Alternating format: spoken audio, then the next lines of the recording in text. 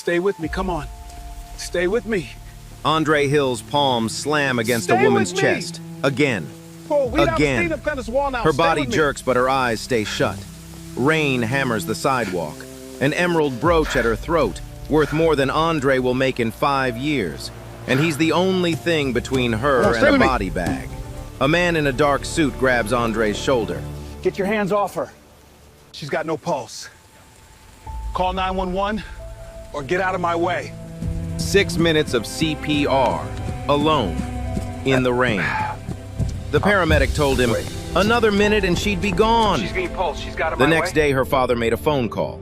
Not to the hospital, not to the police, to Andre. And what he offered, something Andre had been chasing his whole life. He just never believed anyone was paying attention. But before we get to that phone call, you need to know who Andre Hill was before this night. Because this story doesn't start in the rain. It starts at 5:15 in the morning. In a one-bedroom apartment with peeling wallpaper and a kitchen table with one wobbly leg, shimmed with a folded piece of cardboard. Andre Hill, 34 years old, broad shoulders, kind eyes, the kind of tired that lives behind a smile. He sleeps on the pull-out couch, not because he wants to, because the bedroom belongs to his mother. Denise Hill, 62, retired nurse, early stage COPD. There's an oxygen tank beside her chair that she swears she doesn't need during the day. But Andre sees how she breathes at night. He hears it through the thin wall, that slow, rattling inhale that keeps him up even when his body is begging for sleep. Every morning, Andre is up before the sun. Shoes tied in the dark, phone in hand. The Ride Line app's surge pricing kicks in at $5.45, and every extra dollar matters. His son Elijah, 6 years old, lives with Andre's ex 3 towns over. Andre drives 40 minutes each way on his days to pick him up. He has never missed a single one. Not when gas was $6 a gallon, not when his check engine light had been blinking for 3 weeks straight. Not once. On the fridge, there's a crayon drawing held up by a magnet. A stick figure labeled Daddy standing under a big yellow sun. Andre sees it every morning when he grabs his keys. He never says anything about it. He just looks at it and walks out the door. Here's what you need to understand about Andre. He's not just a driver, he's a cook, a brilliant one. His mother taught him. Jerk chicken, collard greens, cornbread that makes you close your eyes on the first bite. He runs a small side hustle, Hill's Home Kitchen, selling plates out of his apartment on weekends. He photographs every dish like it's art. He's got 211 followers on social media. Not thousands, not hundreds of thousands. 211. But those 211 people, they come back every single week. His dream is a food truck. He's been saving for months. There's a mason jar on the kitchen counter labeled Truck Fund in Elijah's handwriting. Inside, $2,400. He needs $8,000. Every night after driving, Andre stares at that jar. Does the math, counts the months, tells himself the same thing every morning while tying his shoes in the dark. Today might be the day. He doesn't know what that means exactly. He just believes it. Andre's car is a 2011 Honda Civic. 190,000 miles. The check engine light has been on for 3 weeks. He keeps a Pine air freshener and a pack of mints in the console because he read online that rider ratings go up if your car smells clean. That tells you everything about this man. He can't afford to fix the engine, but he'll make sure you're comfortable in the passenger seat. He opens doors for elderly passengers. He keeps a phone charger in the back seat for riders who need it. He plays soft jazz when he senses someone's had a rough day. One night, a drunk college kid threw up in his back seat. Andre cleaned it himself at 2 a.m. in a gas station parking lot, then drove another 4 hours. He never complained, not once. This particular afternoon, an older white woman gets into his car. She's heading to a medical appointment, nervous, fidgeting with her purse strap. Andre talks to her gently, asks about her grandkids. She starts to relax. By the time he pulls up to the clinic, she's smiling. She pats his arm before stepping out. "You're a good man." Andre watches her walk inside. He sits in the car for a moment, doesn't say anything, just breathes. Then he checks his phone. His bank app shows $38.14. Rent is due in 4 days, $1,100. He closes the app, pulls back onto the road. That evening, Andre is home cooking dinner for Denise. Rice and beans, roasted vegetables, simple. But he seasons it with the same care he'd give a 5-star plate. That's just how he's built. Denise is in her chair, the oxygen tube resting on her lap. She watches him move around the kitchen, the way his hands work without thinking, the way he tastes and adjusts. "How's the truck fund coming?" she asks. Andre doesn't look up. "Getting there, Ma?" She gives him that look, the one only mothers have, the one that says, "I know you're tired. I know you won't say it, but I see you." "Your father would be proud of you," she says quietly. Andre pauses, just for a second.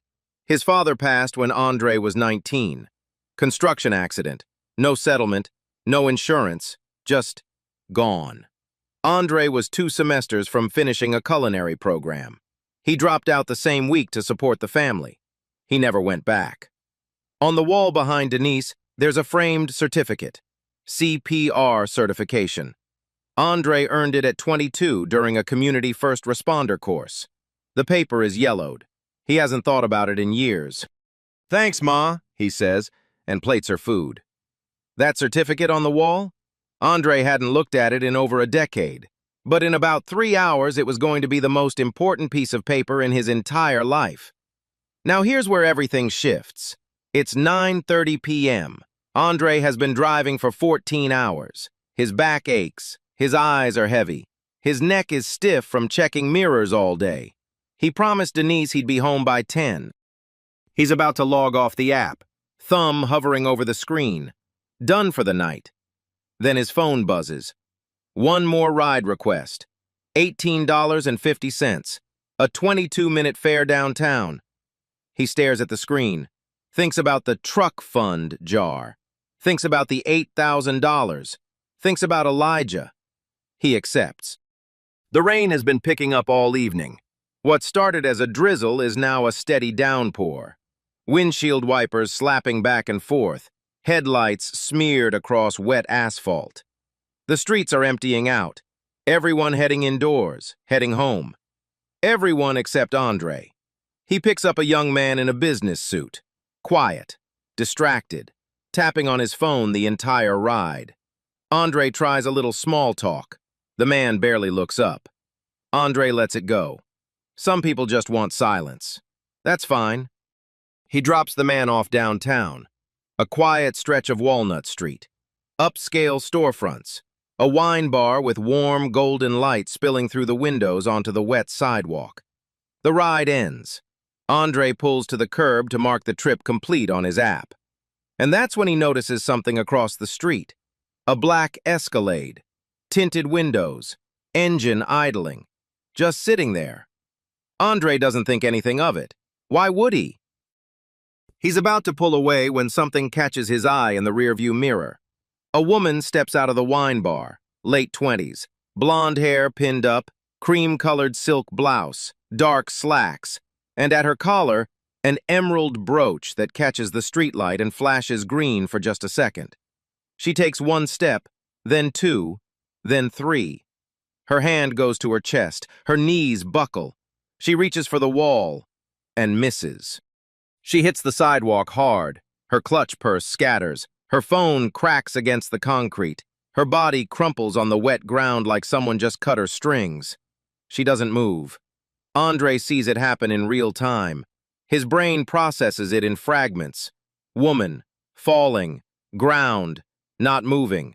2 people on the opposite sidewalk glance over. They keep walking. A man coming out of the wine bar behind her stops, looks at her on the ground, looks at his phone, starts dialing, slowly, like he's not sure if this is his problem. Nobody is helping. Nobody is moving toward her. She is lying on wet concrete in the rain, and the world is just watching. But what about Andre? Andre is exhausted. He's across the street. The rain is hammering down. He could just drive away. Nobody would know. Nobody would blame him. He doesn't know this woman. She doesn't know him. And here's the part that Andre won't say out loud but is thinking in the back of his mind. Because every black man in America has thought it at least once. A black man. Kneeling over an unconscious white woman. On a dark street. At night. That could go wrong for him. Fast. He knows that. He's lived that. He's seen what happens when the wrong person makes the wrong assumption at the wrong time. Every instinct says, stay in the car. Let someone else handle it. Protect yourself. But Andre Hill doesn't think about himself in that moment. He's out of the car before the thought even finishes. Door open, running, shoes slapping wet pavement. He drops to his knees beside her. The rain is soaking through his polo. The streetlight above casts an amber glow over both of them. He tilts her head back, checks her airway. Nothing. He presses 2 fingers to her neck. Pulse, faint, irregular, fading. Her lips are turning blue. Her skin is cold and clammy. The smell of expensive perfume mixes with rain and wet concrete. Andre's breath is loud in his own ears. The distant sound of a siren, but it's heading the other direction. It's not coming for her. The man from the wine bar is on the phone now. Yeah, someone collapsed outside. But he's standing 10 feet back, arms crossed, not helping. A woman across the street has stopped to watch. She hasn't crossed. Andre is alone with her. And in that moment he knows. This woman is in cardiac arrest. She needs CPR. Not in 5 minutes when an ambulance arrives. Not in 3 minutes. Now. A flash in his mind. The yellowed certificate on his mother's wall. The instructor's voice from 12 years ago. You have 4 minutes. After 4, brain damage begins. You are the difference between life and death. He looks down at this stranger. This woman whose name he doesn't know. Whose world is nothing like his. Whose life right now depends entirely on whether a tired rideshare driver remembers what he learned in a free weekend class over a decade ago. And then, from behind him, a car door opens. Heavy footsteps. Fast. A large man in a dark suit appears. He's not panicking like a normal bystander. His eyes scan the perimeter first. He speaks into his wrist. She's down. Bystander is intervening. Hold position. Andre barely registers him. He's already counting. 1, 2, 3, 4. Andre didn't know who that man in the suit was. He didn't know about the Escalade. He didn't know about the phone call already being made behind his back. All he knew was this. Push. Breathe. Push. Breathe. And don't stop. For the next 6 minutes, Andre Hill held a stranger's life in his hands. And everything depended on whether he could keep going. He locks his hands together, center chest, pushes, hard. 30 compressions. Tilts her head back, pinches her nose. 2 rescue breaths. Again. His arms burn after the first minute. A deep, screaming fire from shoulders to wrists. Rain runs into his eyes. His knees grind against wet concrete. Skin tearing through his jeans. He doesn't stop. The wet thud of his palms against her sternum, the whistle of his breath into her lungs. Her body, limp, heavy, unresponsive. Tell them cardiac arrest, he shouts at the man on the phone. Tell them she's not breathing. The man in the dark suit is crouched nearby, not interfering, but watching. He pulls out his phone. Andre catches only fragments. It's her, sir. Someone's helping. I'll stay on it. 3 minutes in. No response. Andre's arms are shaking. Her face is gray, lips turning purple. For one terrible moment, he thinks, she's gone. His rhythm stutters. His hands pause for half a second. Elijah's face flashes in his mind. The crayon drawing on the fridge. Then Denise in her chair. The oxygen tank. What if it was his mother on this sidewalk? What if some stranger decided it wasn't worth the effort? He pushes harder. Come on! His voice cracks. Come on, stay with me! You gotta stay with me! Minute 4. Minute 5. No ambulance. His body is failing. 14 hours of driving, no food since a gas station sandwich 6 hours ago. He's still going. A small crowd is gathered. 6, maybe 8 people. Phones out, recording. Not one of them steps forward. Andre doesn't notice, just the count. 28, 29, 30. Breathe, breathe. Minute 6. She coughs, a wet, ragged gasp that tears through the silence. Her chest heaves, her eyes fly open, unfocused, wild. She coughs again, pulls in a breath so deep it sounds like someone surfacing from underwater. She's breathing. She's alive. Andre's arms give out. He sits back on his heels, hands trembling against his thighs, vision blurred, not from rain. Caroline Whitfield, though Andre doesn't know her name, looks up at him, glassy eyes, confused, terrified. What happened? You collapsed. You stopped breathing. But you're okay now. Help is coming. Sirens, red and blue lights. Paramedics rush over. Andre steps back immediately, making himself smaller. This is not his world. Officer Trent Bellows steps out of a cruiser. His eyes land on Andre, rain-soaked, bloodied knuckles, kneeling near the woman. For one beat, there's a look. Andre knows that look. But the man in the dark suit steps forward, says something to Bellows. The officer nods. The look disappears. A paramedic glances up at Andre. You did CPR? How long? About 6 minutes. The paramedic shakes his head. You saved your life, man. Another minute and we'd be having a very different conversation. The paramedics loaded Caroline onto the stretcher. The ambulance pulled away. The rain kept falling. And Andre Hill stood on that sidewalk, alone, soaking wet, shaking. He thought that was the end of it, but the man in the dark suit was still by the Escalade, phone to his ear. And the call he'd already made? That call was about to set everything in motion. Andre went home that night thinking the story was over. He was wrong. 3 things had already been set in motion, and he didn't know about any of them. The street is quiet now. The ambulance is gone. The police cruiser has pulled away. The crowd has scattered. The rain has softened to a thin mist that hangs in the air like a curtain. Andre is still standing on the sidewalk. His hands are shaking, not from the cold, from the adrenaline finally leaving his body. That rush that kept him going for 6 minutes is gone now. And what's left behind is a bone-deep exhaustion that makes his legs feel like concrete. He looks down at his hands. His knuckles are scraped raw, skin torn from pressing against wet pavement over and over. He hadn't noticed until now, didn't feel it. Too busy keeping someone alive to feel his own body breaking down. He flexes his fingers. They barely respond.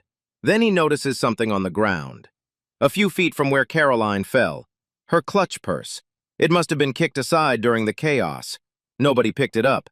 Nobody thought to. Andre picks it up, opens it. Not to snoop, just to see if there's an ID so he can return it. Inside, a phone with a cracked screen, a black American Express card, a lip balm, and a business card. Crisp, heavy cardstock, embossed gold lettering. Whitfield Capital Group. Beneath it, Garrison Whitfield, chairman, and a phone number. Andre stares at it. The name means nothing to him, not yet. He tucks the purse under his arm. He'll figure out how to return it tomorrow. A paramedic from the second crew, the one that arrived late as backup, walks over to Andre before leaving.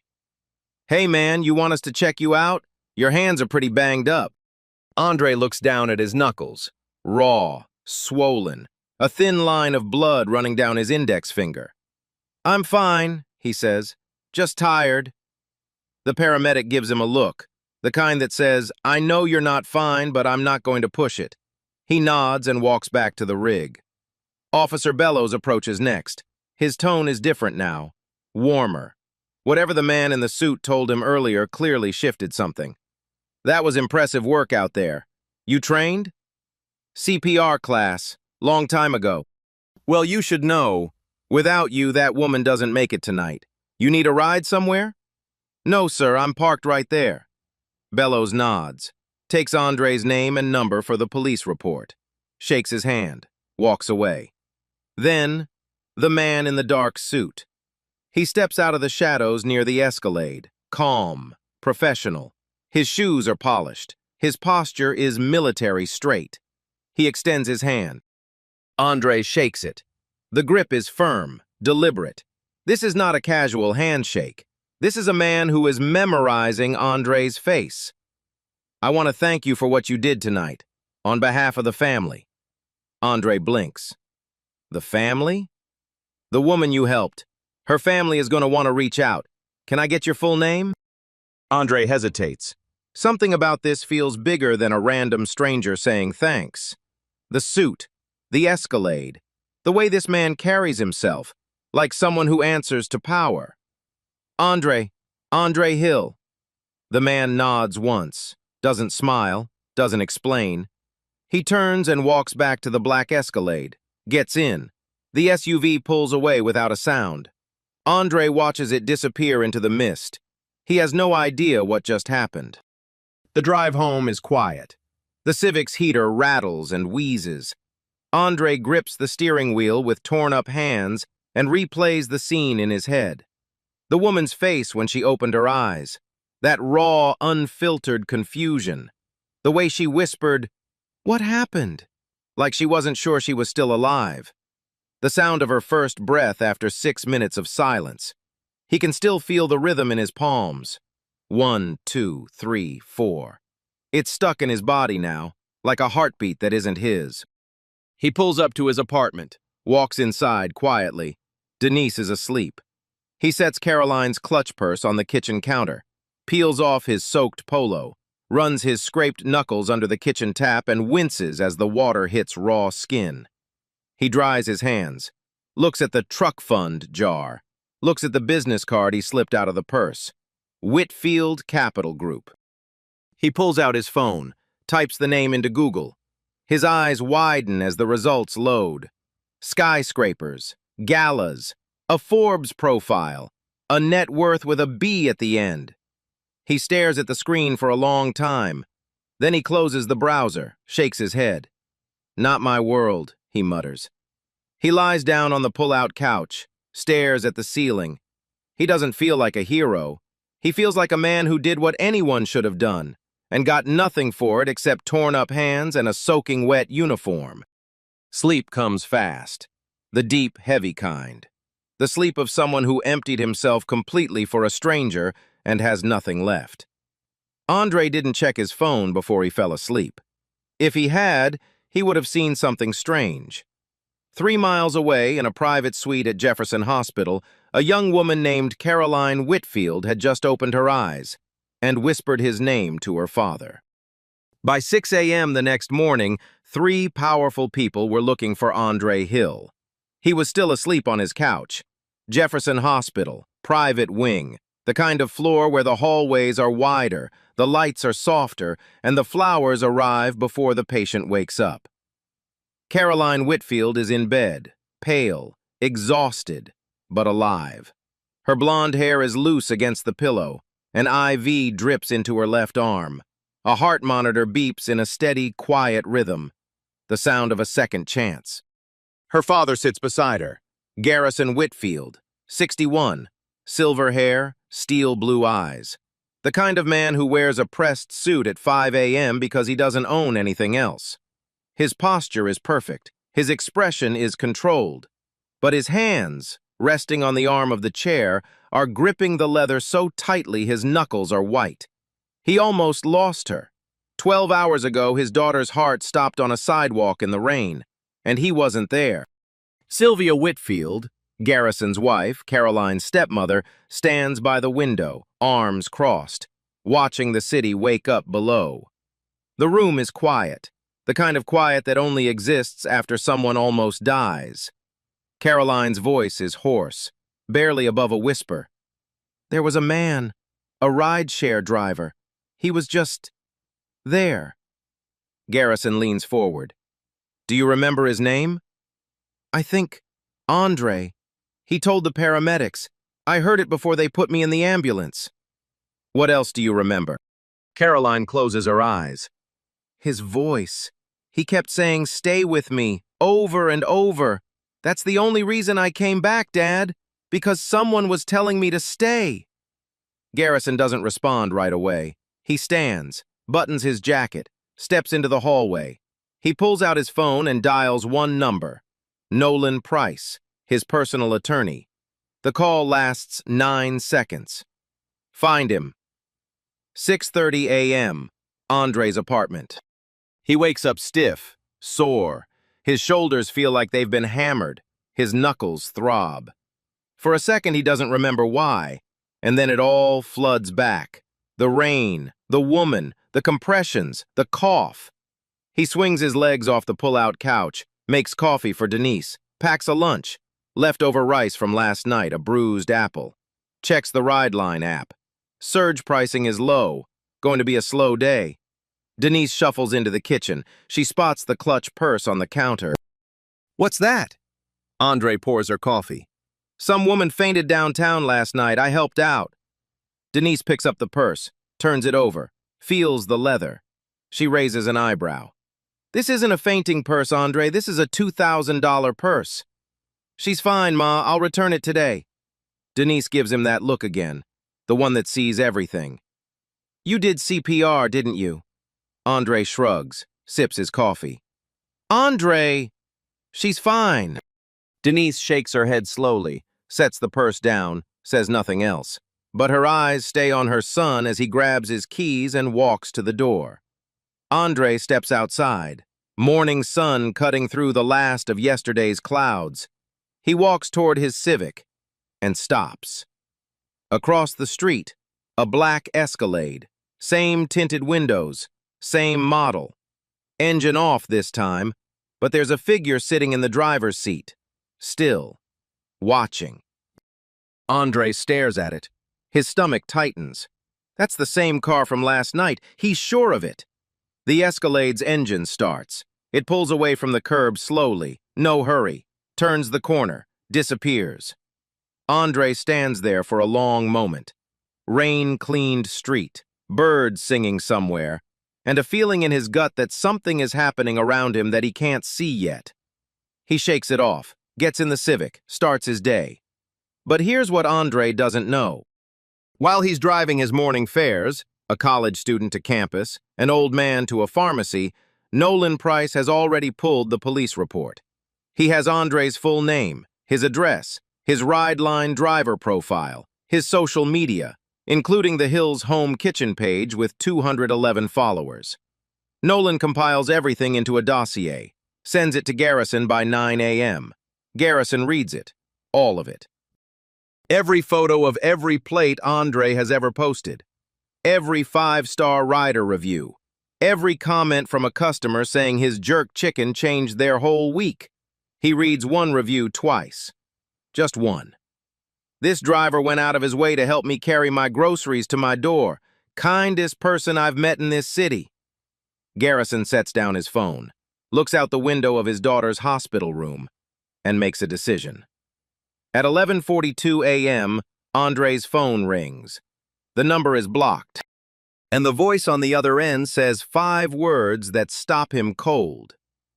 "Mr. Hill, my name is Garrison Whitfield." Andre is in his Civic, parked outside a Wawa, $3 hoagie in one hand, phone in the other. He puts the hoagie down. "I believe you saved my daughter's life last night." His hand tightens on the steering wheel. The business card, the Forbes profile, the net worth with a B at the end. This is that man, calling him, in a Wawa parking lot. Garrison's voice is calm, measured, but underneath, the crack of a father who watched his daughter breathe at 3 a.m. and thanked God for every inhale. "I just did what I could, sir. Anybody would have—" "No, the paramedics told me her pulse was back before they arrived. That was you, Mr. Hill. Only you." Silence. "My daughter remembers your voice. She said you told her to stay. She said that's why she came back." Andre's throat tightens. He presses his torn-up knuckles against his jeans. "I'd like to meet you, in person. Tomorrow morning, there's something I'd like to discuss. An address. Andre writes it on a napkin. Rittenhouse Square.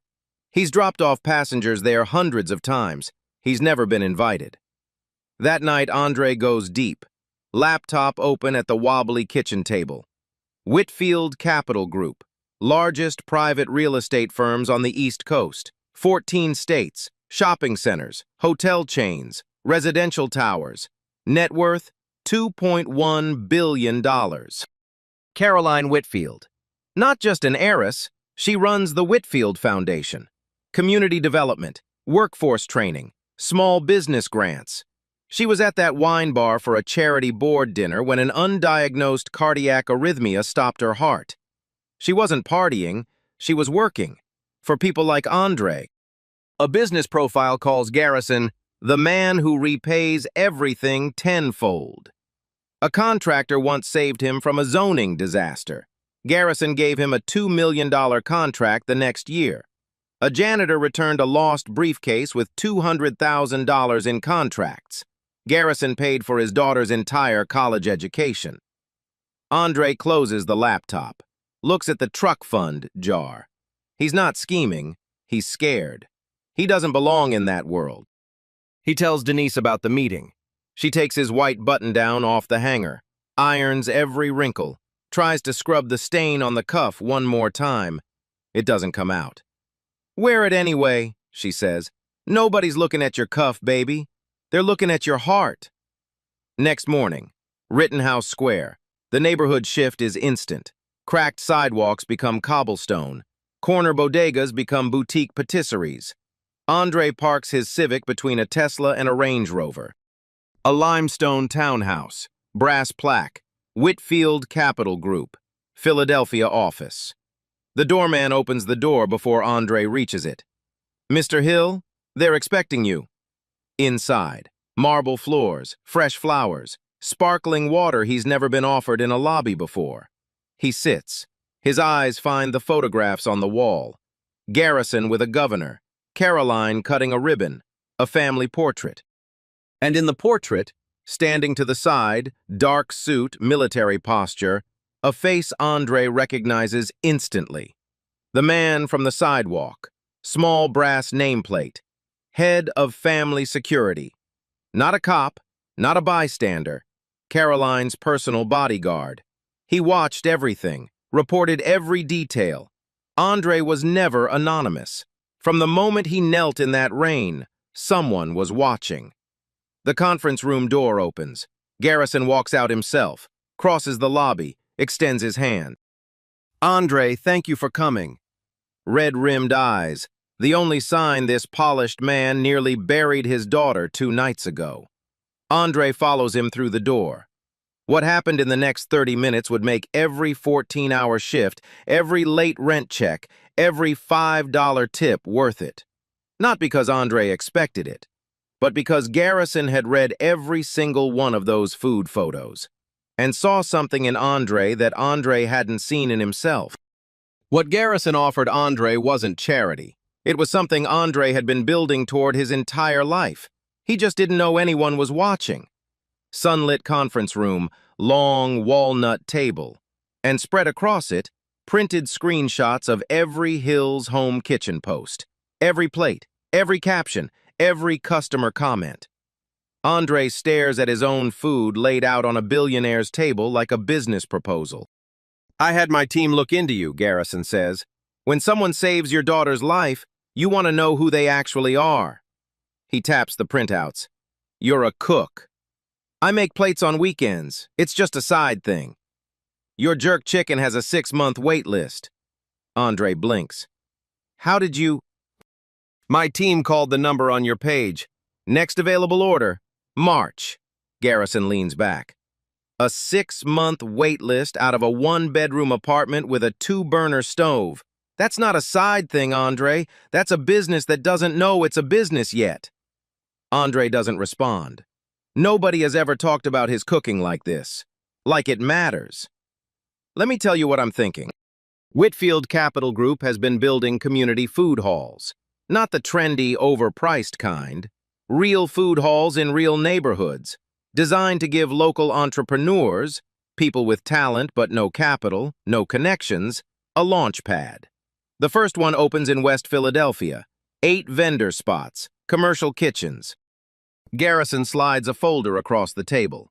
Inside, architectural renderings, stainless steel counters, a 6-burner range, walk-in cooler, and above the front counter, a mock-up sign, Hill's Home Kitchen. Andre's hands go still on the folder. First vendor spot, fully built out, no rent for the first 2 years. After that, a percentage of revenue, only if you're profitable. Andre looks up. You're offering me a restaurant? I'm offering you a kitchen. What you build in it is up to you. But Garrison isn't finished. A $50,000 startup grant through the Whitfield Foundation. A business mentor. Wholesale supply chain access. The same rates restaurant chains with 50 locations negotiate. And one more thing. The foundation will fund a culinary scholarship in your name. 1 full scholarship every year for young people from your neighborhood. Garrison folds his hands. This isn't charity. I've seen your food.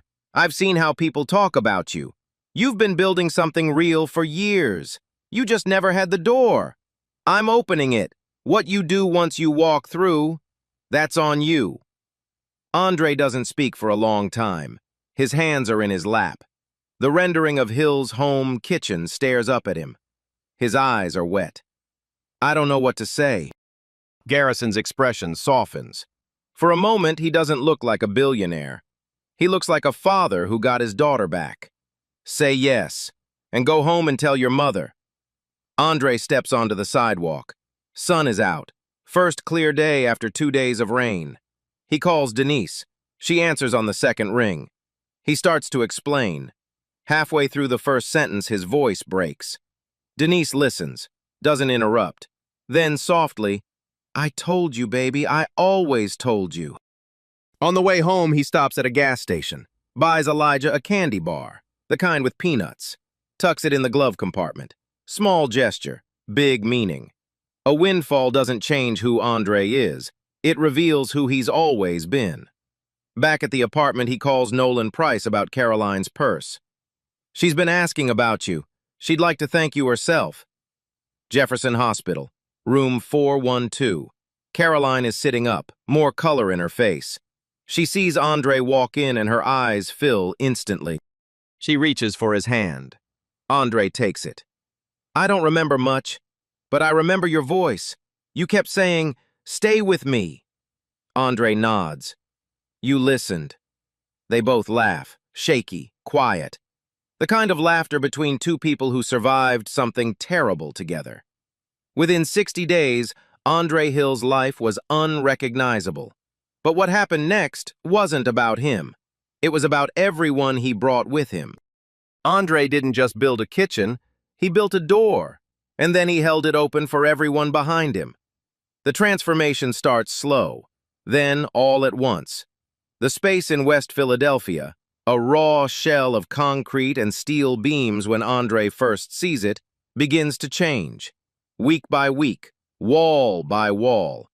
Andre is there every day, before the contractors arrive, after they leave.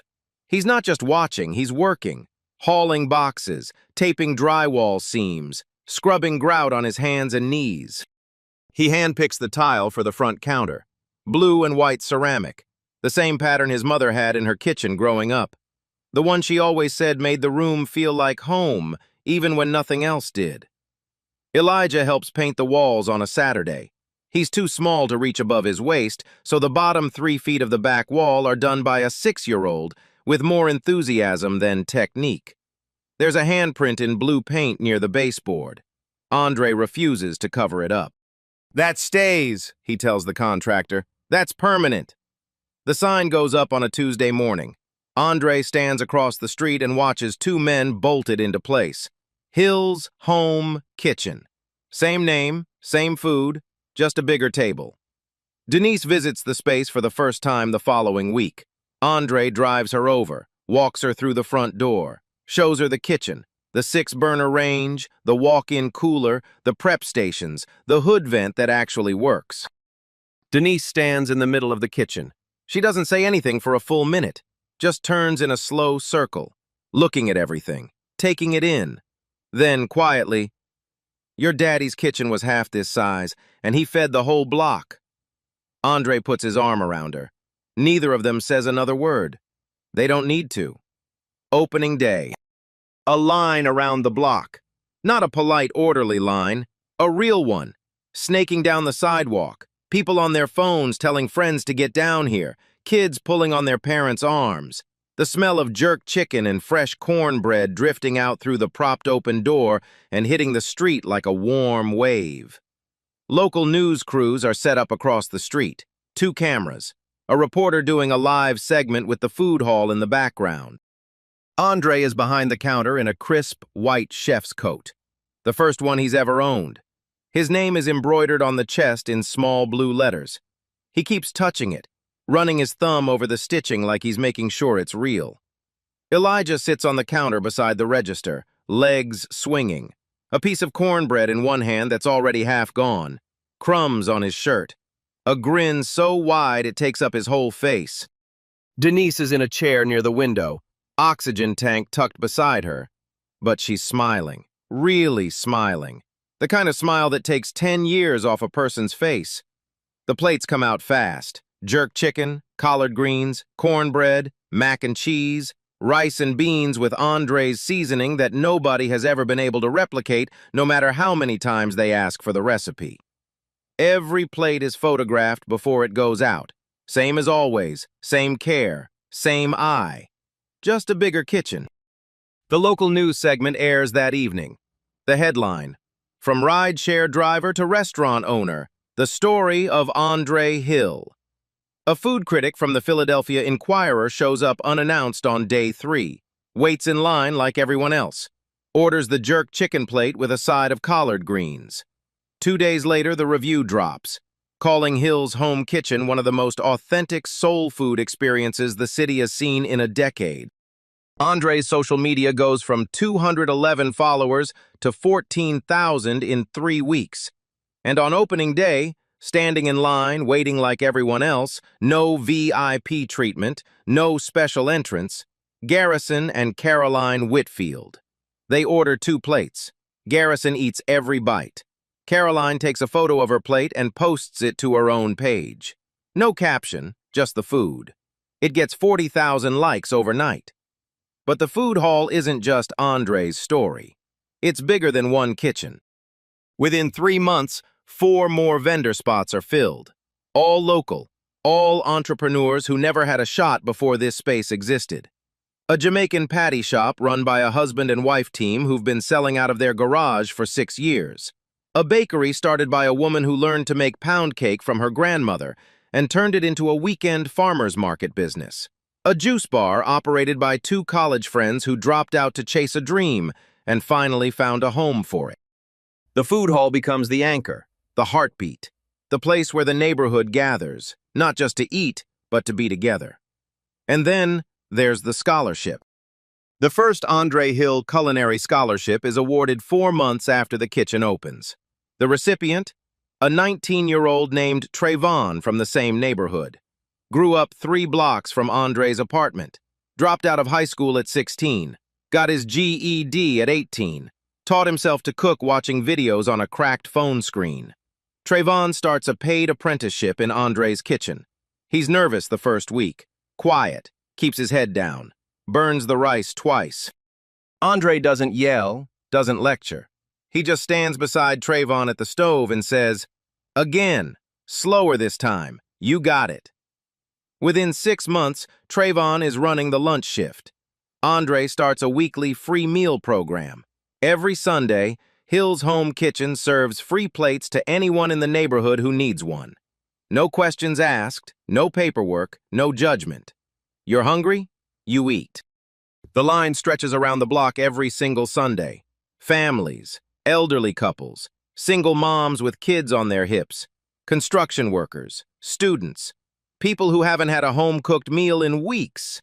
Andre serves every plate himself, every Sunday, without exception. The numbers at the end of year 1, 22 jobs created within the food hall, 3 culinary scholarships awarded, $180,000 in revenue in the first 10 months, profitable ahead of schedule. 1,200 free meals served every single month through the Sunday program. Andre paid off his mother's medical bills, all of them, every last invoice. He bought a new car, nothing flashy, a reliable Honda CR-V. Gets Elijah to school and Denise to her appointments without the check engine light turning every drive into a prayer. But he kept the old Civic, parked it in the driveway. Elijah's gonna learn to drive in that car one day, he tells Denise. She rolls her eyes. That car won't make it to next year.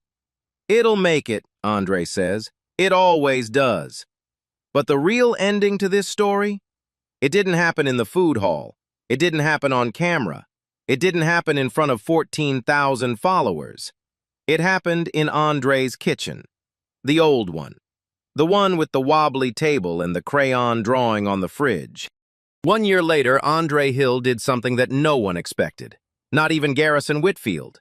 Same apartment, same kitchen, same wobbly table with the cardboard shim that Andre never replaced. He could afford a new table now. He could afford a new apartment. But some things aren't about money.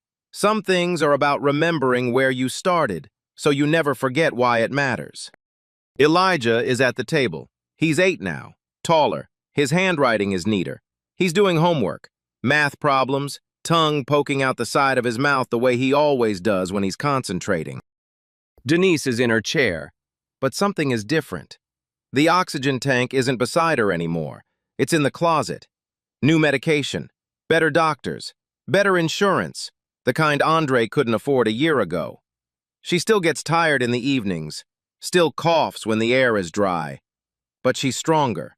You can see it in the way she sits up straighter, the way she laughs louder. Andre is cooking, not for the restaurant, not for customers, not for the Sunday program, for them. Rice and beans, roasted vegetables, the same meal from that night. The night before everything changed. He's seasoning it with the same care, the same patience, the same hands that once pressed against a stranger's chest on a wet sidewalk and refused to stop. The kitchen smells the same, the light is the same, the apartment is the same. But the wall behind Denise is different now. The yellowed CPR certificate is still there, it's not going anywhere. But next to it, a framed photograph. Andre and Caroline at the food hall opening, both smiling, both real. And beside that, another framed certificate. Andre's completed business management certification, earned through the Whitfield Foundation's mentorship program. His name printed in clean black letters on thick white paper.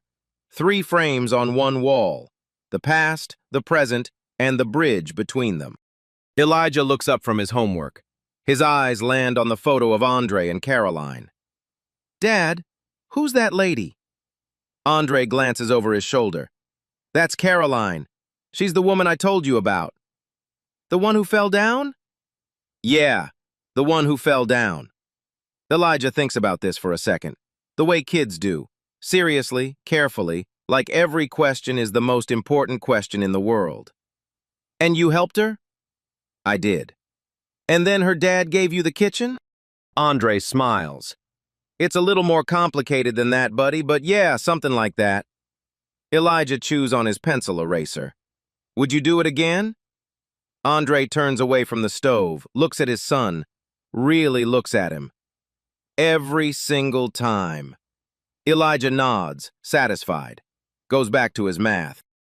Every Saturday morning, Andre teaches a free CPR class at the community center, the same community center where he got his own certification 12 years ago, the same building, the same folding chairs, the same fluorescent lights. He tells every class the same thing, stands in front of them, 15, sometimes 20 people, all ages, all backgrounds, and says, "You don't need to be a doctor. You don't need to be strong. You don't need to be brave. You just need to be there. That's it. Show up. Don't walk away. Everything else, I can teach you." Last month, one of his students, a 22-year-old woman who works at the bakery in the food hall, performed CPR on a man who collapsed at a bus stop. He survived. She called Andre afterward, crying, shaking. "I didn't think I could do it." Andre told her what he wished someone had told him that night in the rain. "You already did." Night. Andre stands in the doorway of his apartment, leaning against the frame, arms crossed, watching the street. Same street he's always lived on, same cracked sidewalk, same flickering streetlight on the corner, same sounds. Distant traffic, a dog barking somewhere, the bass from a car stereo 2 blocks over. Everything is the same, but something is different. Not the street, Andre. He stands taller now, not because of money, not because of the restaurant, not because a billionaire shook his hand, but because he knows, for certain, without question, without doubt, what he's capable of when it matters most. That changes a person, quietly, permanently. Denise's voice drifts from inside the apartment. "Andre, food's getting cold." He smiles. The same tired, warm, steady smile he's had his whole life. Turns around, walks inside. The door closes behind him.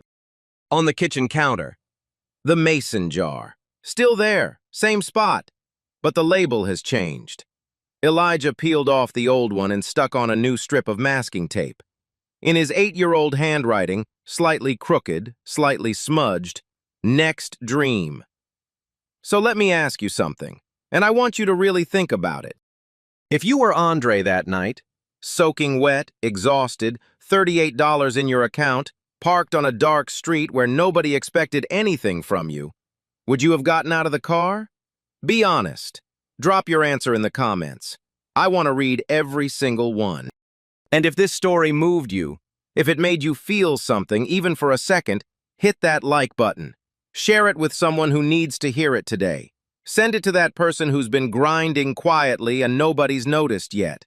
And if you haven't already, subscribe. Turn on notifications. Because we tell stories like this every week. Stories about ordinary people doing extraordinary things.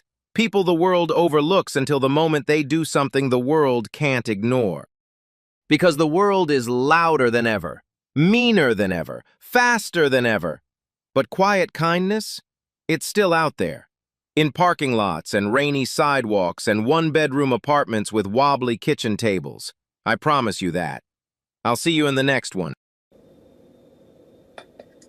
$38 in his account, 14 hours behind the wheel, and Andre Hill got out that car in the rain and kept a stranger alive for 6 minutes. You know what's wild? Andre didn't become someone different that night. He was already that person, the driver who carried groceries to a stranger's door, the cook who seasoned his mama's rice and beans like it was a 5-star plate, the father who never missed a single pickup, not once. He wasn't performing for anyone. There were no cameras he knew about, no billionaire watching, just a man who couldn't look away from someone dying on the sidewalk. And that's the thing. Garrison with Phil didn't reward one moment of courage. He recognized years of character that nobody else bothered to see. The world didn't change Andre. It finally caught up to him. So here's what I can't stop thinking about. How many times have you done the right thing and nobody noticed? How many quiet sacrifices have you made that no one will ever thank you for? Does it still count if nobody's watching? Tell me in the comments. Would you have gotten out of that car? Be honest. If this story moved you, share it with someone grinding in silence right now. Subscribe, hit that bell, because the next one's going to stop you cold. Quiet kindness still wins. I promise you that.